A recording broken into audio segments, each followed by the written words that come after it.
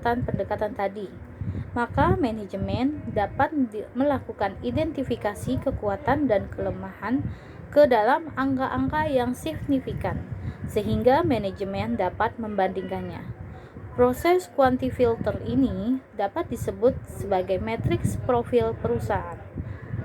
Dalam menyusun metrik profil perusahaan ini, kita mengenal langkah, yaitu melakukan identifikasi variabel internal yang menjadi penentu kekuatan dan kelemahan perusahaan, atau internal audit, berdasarkan salah satu pendekatan yang tersedia. Menentukan bobot atau weight pada masing-masing variabel dari 0 yang paling tidak penting sampai dengan 1 atau terpenting.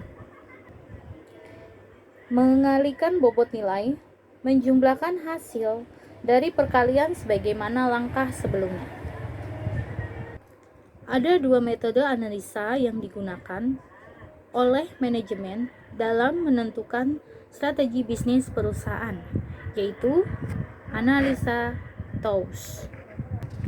Analisa TOWS adalah threat, opportunity, weakness, dan strengths. Lahir secara formal pada tahun 1963 ketika McKinsey Foundation for Management Research menyelenggarakan simposium tentang bisnis policy di Harvard Business School atau Partner dan Segelkows 1999.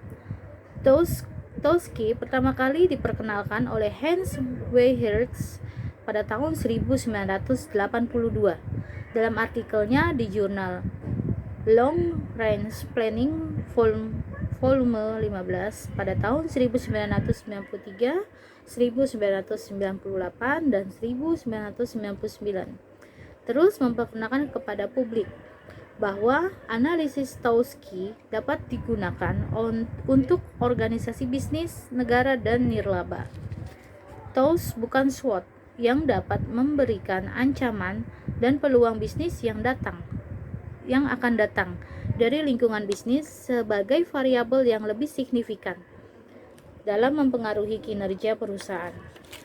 Metrik TOWS terdiri dari 8 sel, yaitu threat, di mana dalam sel ini kita memasukkan semua ancaman yang sedang atau mungkin terjadi di lingkungan eksternal yang memiliki dampak manajerial terhadap bisnis perusahaan.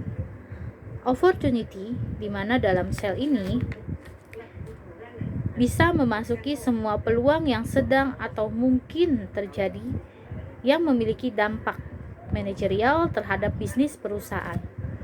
Lalu, weakness, di dalam sel ini kita akan memasukkan semua kekurangan-kekurangan yang dimiliki perusahaan.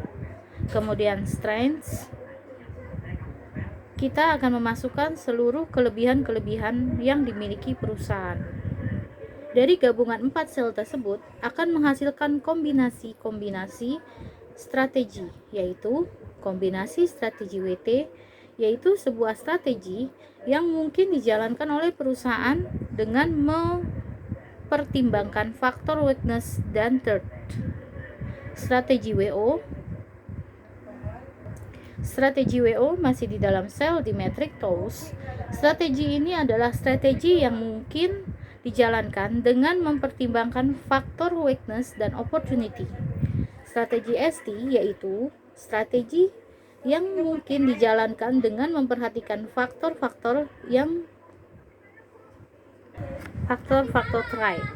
Strategi SO yang merupakan strategi yang mungkin dijalankan dengan perusahaan dengan mempertimbangkan faktor mikro to strength dan opportunity.